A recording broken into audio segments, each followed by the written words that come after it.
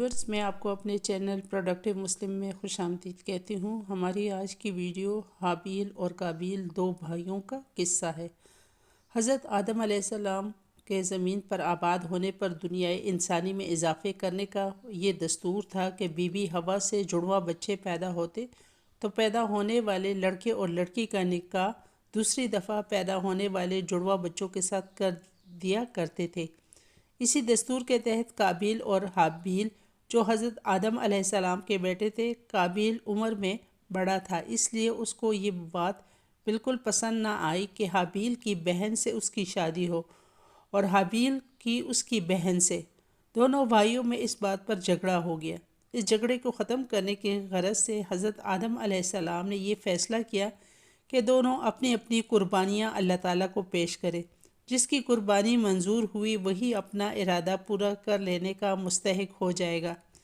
اسی زمانے میں نظر یعنی قربانی کی قبولیت کا یہ دستور تھا کہ رات میں قربانی کی چیز کسی بلند جگہ پر رکھ دی جاتی تھی اور پھر آسمان سے نمودار ہونے والے آگ اس قربانی کو جلا دیا کرتی تھی۔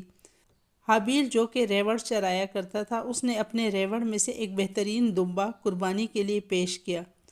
قابیل کھیتی باڑی کا کام کرتا تھا، اس لیے قابیل نے اپنے غلے سے تھوڑا سا غلہ قربانی کی غرض سے پرات میں رکھ کر پیش کر دیا۔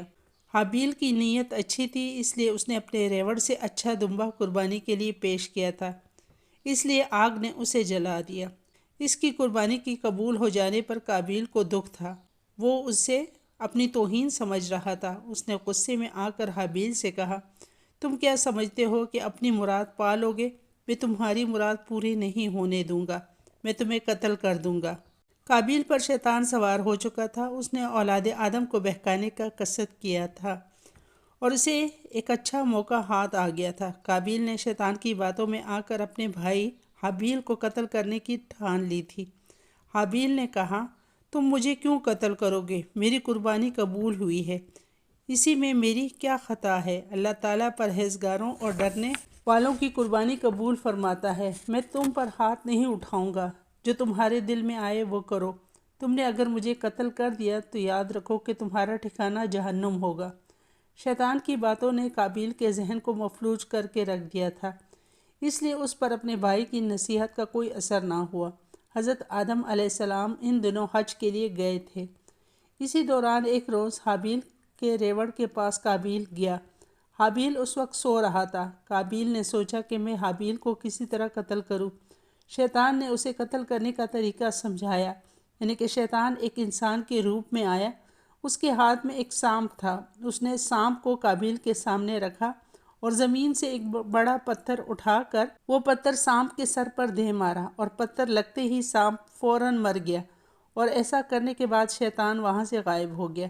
اب قابیل کو قتل کرنے کا طریقہ سمجھ آ گیا تھا، اس لیے قابیل نے زمین سے ایک بڑا پتھر اٹھایا اور حابیل کے سر پر دے مارا تو حابیل اسی وقت مر گیا۔ انسان کے دل سے جب اللہ تعالیٰ کا ڈر نکل جائے تو وہ اچھے برے کی تمیز کھو بیٹھتا ہے۔ قابیل نے اپنی خواہش کی خاطر اپنے ہی بھائی کو قتل کر دیا۔ کسی انسان کا دنیا میں یہ پہلا قتل تھا جو قابیل کے ہاتھوں ہوا۔ قابیل نے دنیا میں قتل کی ابتدا کی، جو کہ پہلی موت تھی۔ جب حابیل مر گیا تو قابیل کو سمجھ نہیں آ رہا تھا کہ اب وہ اس لاش کا کیا کرے، کیونکہ اس وقت تک حکم الہی سے حضرت آدم علیہ السلام نے مردے کے بارے میں کچھ نہیں سنا تھا۔ قابیل بھی اسی سوچ و بچار میں تھا کہ اس کی نظر اچانک دو کووں پر پڑی۔ دونوں کوے آپس میں لڑنے لگے اور پھر ایک کوے نے دوسرے کو مار دیا۔ پھر زندہ کوے نے اپنے پنجوں سے زمین کھود کر اس گھڑے میں مردے کوے کو ڈال کر اوپر سے مٹی ڈال دی۔ دراصل وہ دونوں کوے اللہ کی طرف سے بھیجے گئے فرشتے تھے۔ کوے کو دیکھ کر حابیل کو خیال آیا کہ مجھے بھی اپنے بھائی کی لاش کو اسی طرح گھڑا کھود کر چھپا دینا چاہیے، اور قابیل نے پھر ایسا کرتے ہوئے اسے خود پر افسوس ہوا کہ میں ایک عام جانور سے گیا گزرا ہو گیا ہوں کہ مجھے یہ نہیں پتا کہ مردہ انسانی جسم کو کس طرح چھپایا جائے۔ قابیل نے اپنے بھائی حابیل کا قتل دمشق کے ایک کوہستانی سلسلے قاسیون کے پاس کیا۔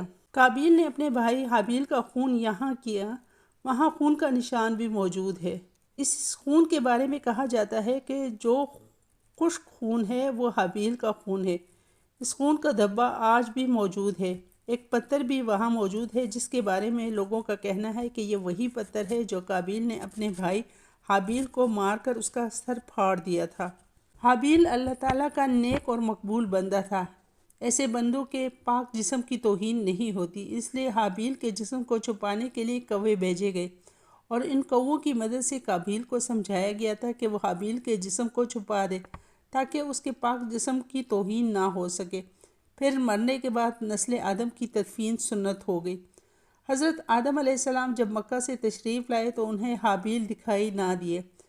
اسے بہت تلاش کیا، وہ زندہ ہوتا تو نظر آتا۔ لوگوں سے بھی پوچھا، سب نے یہی کہا کہ چند روز قبل دیکھا تھا، اس کے بعد وہ نظر نہ آئے۔ حضرت آدم علیہ السلام نے بیٹے کی گمشدگی کے غم میں کھانا پینا چھوڑ دیا، سونا بھی ترک کر دیا، ہر وقت بیٹے کے غم و فکر میں ڈوبے رہتے تھے۔ ایک دن صبح کے وقت حضرت آدم علیہ السلام نے خواب دیکھا کہ ان کا بیٹا حابیل اے پدر پکارتا ہے۔ حضرت آدم علیہ السلام نیند سے بیدار ہو گئے اور زار و قطار رونے لگے۔ اسی وقت حضرت جبرائیل علیہ السلام آئے اور ان کے آنے پر حضرت آدم علیہ السلام نے حابیل کی قبر دیکھنے کی خواہش کی۔ حضرت جبرائیل علیہ السلام ان کو اس قبر پر لے گئے۔ حضرت آدم علیہ السلام نے قبر کھود کر حابیل کو باہر نکالا اور دیکھا کہ حابیل کا مغز نکلا ہوا تھا اور خون سے تتر بتر تھا۔ یہ حال دیکھ کر وہ بہت روئے۔